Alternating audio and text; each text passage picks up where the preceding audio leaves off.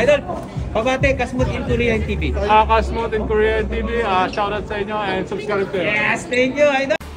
Sa wakas, balik kondisyon na sila kay Renz Abando. Matapos siyang matuhod ng import ng Samsung Thunder na ating mapapanood. Talagang ininda ni Renz Abando yung pagkakatuhod sa kanyang import. Sa laki ba naman na yan? Tinatawag na King Kong sa KBL yung import ng Thunders na yan.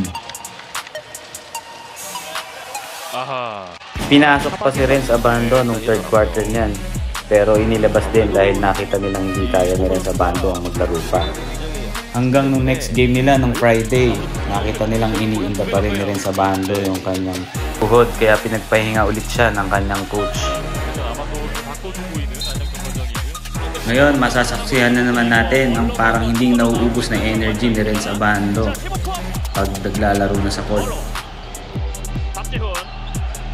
Dito makukuha ni Renz Abando ang unang puntos niya nang mai-follow up niya yung bola. Nilagay na lang yung bola, di ba?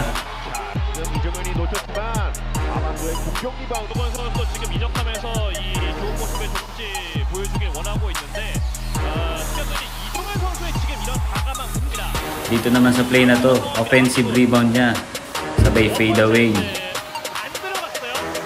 Parang si MJ lang. Dito naman sa play na to, makita natin kung paano butatain ni Renz Abando ang import. Sa bagay, normal naman na kay Renz Abando yung mambutata ng import. Dito naman sa play na to, makikita natin yung no-look pass sa kanya ng teammate niya. Sabay slam ni Renz Abando. Wala nang nagawa yung bantay niya doon.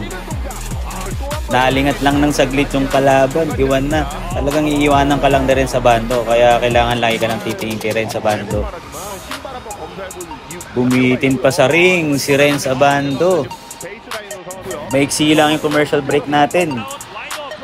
I-try nyo yung slow-mo yung play na to, mamamanga kayo sa lundag ni Renz Abando. Dito naman, sa ginalaw ni Renz Abando, parang nakita ko si Kobe Bryant. Parang kay Kobe Bryant ko lang nakita yung galaw na ganun eh. Nice one. Samahan pa ng Jordan jump shot. Sino pa pipigil? MJ at Kobe Bryant nagalawan. Si Renz Abando talaga yung total package. All around player. Papa mid-range, outside, block, rebound, drive, dunk, saan ka pa? Sulit talaga ang pasahod nila kay Renz Abando.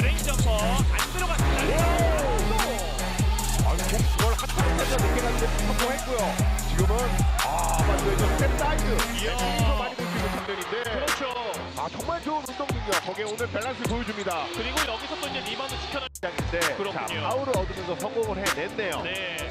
자, 이렇게 되면 아반도가 자유투를 가져갑니다. 그렇습니다. 지금은 팀 파울 상황이기 때문에 슛 동작과 상관없이 자유투가 주어집니다. 네. 아반도고요. 자, 이렇게 되자 속도를 다시 누면서 남은 7.5초. Guys, sa mga hindi pa po mga nakasubscribe dyan, click na po ng subscribe button, pati po yung notification bell. Maraming salamat po.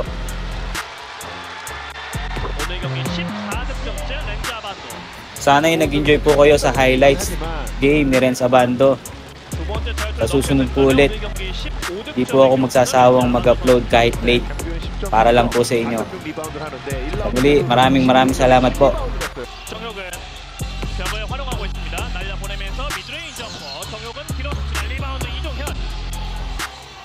아반도 쪽으로 오픈 찬스입니다. 림조준 경중시킵니다. 아반도. 자, 이것도 시작과 마찬가지로 Absent yata yung baby girl ko sa cheerleader. 자, 이 3점은 아반도의 3점도 있지만 이정현의 3점 정말 좋은 선수네요. 정상영 스크린 활용하면서 안쪽으로.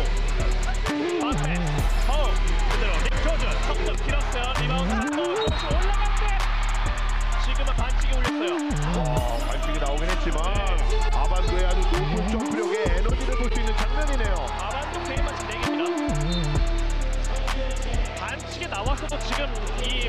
84-74, panalo po ang anyang Red Boosters team ni Renz Abando.